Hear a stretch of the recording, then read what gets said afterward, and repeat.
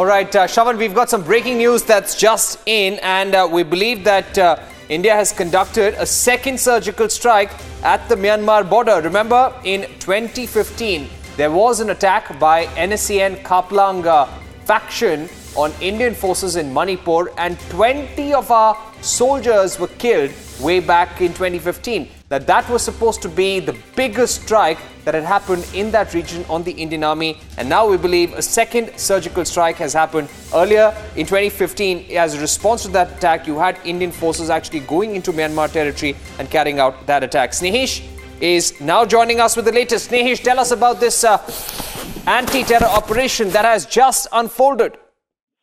Yes, this operation started about 3:30 in the morning when the soldiers from the Indian Army and other security forces, what we've learned so far is that they crossed into the border with Myanmar in Nagaland. This NSCN camp was located in a village called Langsu. And this is where the operation took place. Initial reports, there were a lot of Twitter handles and social media handles of rebel groups which claimed that Indian soldiers have suffered losses in this attack. And this has been completely denied by the Indian Army. What we've learned so far is that heavy casualties have been inflicted on the NSCNK group. This is the same group that has been at war with these Indian security forces. 2 years back, they carried out a deadly attack on the Indian Army in which we lost 18 of our personnel, which forced us to carry out a surgical strike inside Myanmar. And now, ahead of the first anniversary of the surgical strike on Pakistan, the Indian Army, based on specific intelligence inputs, have gone ahead and carried out yet another attack on the NSCN camp. Parikshit. All right, tell us about the exact location, Snehesh, because in 2015, when we had seen that surgical strike, just hold on, Snehesh, because we're getting a tweet from the Eastern Command, and I'm going to read this out for our viewers. Heavy casualties reportedly inflicted on the NSCNK cadre. No casualties suffered by the Indian security forces. Reports of casualties to Indian Army factually incorrect. The firefight occurred along the Indo-Myanmar border at 4:45 a.m. this morning. Let's go back to Snehesh. Snehesh, all right, Snehesh, stay with us. We're going across to General G.D. Bakshi. General G.D. Bakshi, what do you make of this? How do you see this surgical strike that has happened at the Indo-Myanmar border? I think it's a very good sign that India will not sit back and take it lying down anymore from any of its enemies. The fact is there will be a two-way traffic along the LC, and if the Nara insurgents want to continue to cock a snook at the Indian state and continue to try and impose casualties, well, we will not wait for their attacks. We will preempt them. That is precisely what is being conveyed by this surgical strike. And it is a message also to Pakistan. We find that despite the surgical strike last year... Absolutely. General Bakshi, I was coming to that because just the other day, the Army Chief had said that we had carried out that surgical strike. The message has been communicated and we can carry out such strikes in future as well. So do you think the message is very clear to Pakistan that stop exporting terror, because this is something that Indian forces can do any day they want? Absolutely. The Indian forces have the capability and the government has the will to strike across the border at sanctuaries. No terrorists who attack Indian personnel and, people will be safe, even if they hide in sanctuaries across the border. That is the clear message, that we will not respect these sanctuaries. We will hit across. We will hit across.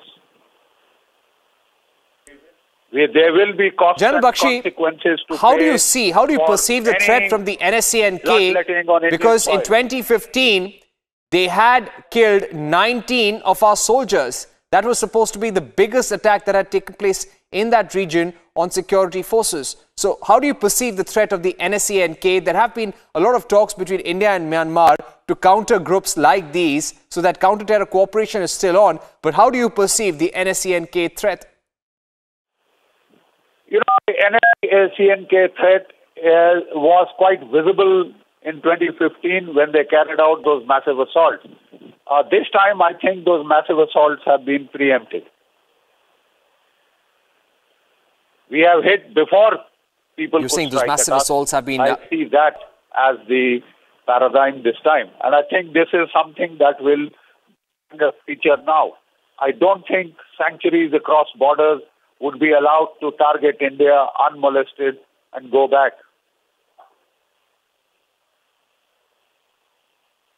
Right. And counter-terror has to be one of our priorities when it comes to our border with Myanmar, when it comes to our border with Pakistan as well. Remember, we are seeing an attempt by Pakistan to up the ante at the international border, at the line of control as well. There was a Pakistan border action team attempt to enter Indian territory and carry out an operation, but that was very successfully countered by Indian forces. Do you feel, General Bakshi, we will have to be ready for such strikes, for such counter-terror operations every day, considering what's happening with Pakistan? Why not? Look, I have been saying for a very long time, why should it be only one-way traffic across the line of control? Why should India have to take it lying down? That Pakistan can choose at will the targets that it wants to strike, raise the ante whenever it wants, and continue to take Indian lives, to kill women and children in this country, to attack our security forces and get away unscathed. Why should it be an absolutely low-cost enterprise for Pakistan? At a particular point in time, when words don't get across, then we have to take countermeasures and strong countermeasures to raise costs and consequences for Pakistan. Right. And how difficult is it to carry out an operation in this area at the Indo-Myanmar border, General Bakshi? Look, that is one of the most arduous terrains in which to execute such an operation. It is dense jungle. It is absolutely no man's territory. And in that dense jungle, you can hide unless you have precise pinpoint information, which is now forthcoming from, apart from human intelligence, from UAVs, drones and satellites. It's extremely difficult to engage such a target and hit and carry out a successful strike without casualties to own personnel. And also to ensure that before your strike, they don't get wind of it and vanish into the vast green jungle. It's a very difficult operation to conduct, and kudos to our boys who have done it again the third time with such a lot of finesse and operational expertise. Right. General Bakshi, thanks very much for speaking to Republic. This is a big story that we are telling you. There has been a major counter-terror operation. The counter-terror operation has taken place at the Indo-Myanmar border. This was a terror operation involving the NSCNK, the Kaplang faction. They have carried out attacks on Indian forces in the past as well. Probably this goes to show that India and Myanmar need to coordinate better when it comes to intelligence sharing over groups like the NSCNK. Now, what the Eastern Command is saying, they're saying heavy casualties have been inflicted on the NSCNK cadre, no casualties by the Indian security forces. There were earlier reports that the Indian side, the Indian army has suffered casualties and injuries. Those reports are absolutely false. That is what the Eastern Command is saying. Those tweets up on your screens. And just to get you details of that, India conducting a major operation at the Indo-Myanmar border in Nagaland. No casualties to the Indian side. Heavy gun battle between the Indian Army and the NSNK cadre. The firefight occurred at the Indo-Myanmar border at around 4:45 a.m. this morning. Heavy casualties apparently inflicted on the NSCNK. Now, this reminds you of the strike that had taken place, that counter-terror operation that had taken place within Myanmar territory in the year 2015. That was in retaliation to the attack on Indian soldiers in Manipur. 19 of them had been killed by the NSNK. And that's when we saw a major counter-terror operation take place inside Myanmar territory. This seems to be a second major strike in that area. It's also a message for Pakistan, as General G.D. Bakshi is saying.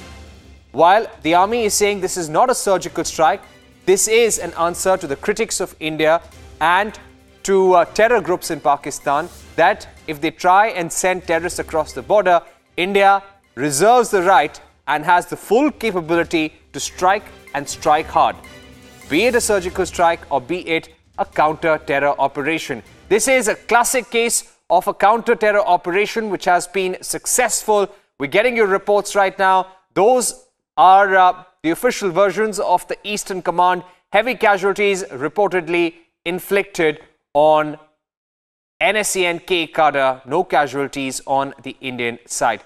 Firefight took place at around 4:45 a.m. this morning, and the NSCN-K, the terror group, has suffered heavy casualties. Probably the army will put out the number of those killed on the other side, number of those who were injured, but this was an operation that took place for a considerable period of time, and this is a major strike along the Indo-Myanmar border. It took place in Nagaland. We'll get to the exact location in just a bit. But this is a big strike by the Indian forces. And just the other day, we had the army chief addressing the media where he said that we have full capability to carry out surgical strikes, and if tomorrow Pakistan tries to send border action teams and terrorists, we can carry out such strikes again.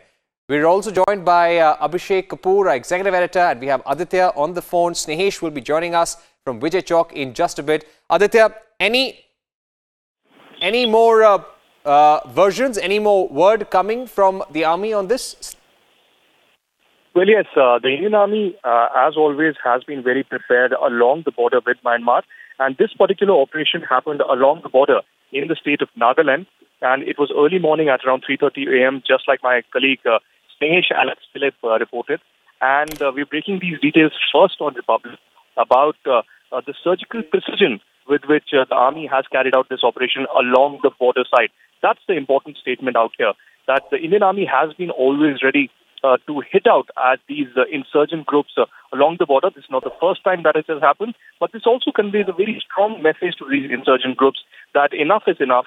We will not tolerate this. And just like Snehesh reported, a few years ago, there was a very barbaric attack on the armed forces, and 18 of our men Aditya, stay with us. We have BJP's Nalin Kohli joining us. Nalin Kohli, we've had a no-tolerance policy as far as terrorists are concerned. This has been a major strike against the NSCN-K group at the Indo-Myanmar border. What is the larger message that you see in all this? Well, the clear message is that under Prime Minister Modi, the government of India's entire strategy and commitment is that Indians have to be safe. And anyone who's harming India's interests or anyone who's acting against the security of Indians, that has to be dealt with firmly. The surgical strikes repeatedly are confirming that. If we are clear that there are a group of terrorists operating somewhere and they think they are safe because they have crossed the border, then we are willing, our brave soldiers are willing to get into that. The army is working professionally to eliminate them and ensure that no damage takes place if they were to sneak back into India. It also confirms that on the question of terrorism, Prime Minister Narendra Modi ji, from day one, when he spoke at the UNGA, called for a uniform definition of terrorism and terror, has consistently worked on this issue. Now, that has different aspects. There's a diplomatic aspect, which is globally already bearing fruit. We see that in context of Pakistan, how it is isolated, how it is exposed, how terrorists who are harbored by Pakistan are now getting condemned in statements by international forums. The second part to it is giving the army and the armed forces who have the capability, have the commitment, are willing to take the bullet for and lay down their life and give the supreme sacrifice for the country, but they go ahead not to sit quiet if they feel that they would operationally like to do something. So that kind of flexibility and freedom given there. And third is the political will of the government. Okay. Nalin Kohli, thanks very much for speaking to Republic. We also have Major Gaurav Arya joining us here on this broadcast and Abhishek Kapoor. Abhishek, a quick word on what you're getting from government agencies on this. Well, Parikshit, what we hear is that NSCN-K cadres had actually gotten into Indian side from Myanmar. That's when they were encountered. That's where they were cornered, and the Indian Army units engaged with them between about 3 to 4 a.m. That's when the first contact happened, and the whole operation lasted for about 5-6 hours. And the exact details of the casualties that have been suffered by NSCN, they are being ascertained, and we would know in a while from the Eastern Command as to what has been the number of casualties on that side. Yeah. But it has been absolutely confirmed that no damage whatsoever to our men, and it's on our side of the border that this clash has happened, on the Indo-Myanmar border in Nagaland, between the Indian Army and the NSCN cadres. The area that is called, or the villages that are identified as Raho and Noglo. Okay, Abhishek, we have Major General Arora joining us here on this broadcast. We are going to him. Major General Arora, what do you make of this strike that has taken place on the NSCN-K? It has taken place on the Indian side of the border. How difficult would this operation have been for our security forces? It began at around 4:40 this morning and lasted for about 5 hours. This is what Abhishek Kapoor, our executive editor, is pointing out. You know, I may not know the full details of the operation, but what I can tell you is that this Khaplang group, ever since Khaplang himself died in June, they have been creating chaos. They have been abducting, they have been extorting, they have been kidnapping, they have been troubling businessmen, they have been troubling the locals, while some other factions of the NSCN have been observing the ceasefire. The Khaplang group had abrogated the ceasefire in 2015. And after his death, overtures were made to come into the mainstream, come for peace talks, but those overtures had been rebuffed. So I think there were many complaints about this group resorting to violence and troubling people, and the army was after them. And so this clash has taken place. Obviously, the Khaplang group is unhappy that the talks have been initiated and carried on with the Isaac Muiwa group instead of Khaplang. All right, Major Arora, thank you very much for sharing that perspective with us. We have Abhishek joining us, we have Aditya joining us, we have Snehesh also with us. Snehesh, you broke that story first here on Republic. Tell us more about this operation. It took place on the Indian side. We've had coordination with the Myanmar government when it comes to such anti-terror operations and groups like the NSCN-K. What happened this morning? Who were the troops who went in and carried out that operation? Tell us how the sequence unfolded. You know, what we've gathered so far is this operation took place at about 3:30 in the morning, is when a group of forces from the army as well as other security forces carried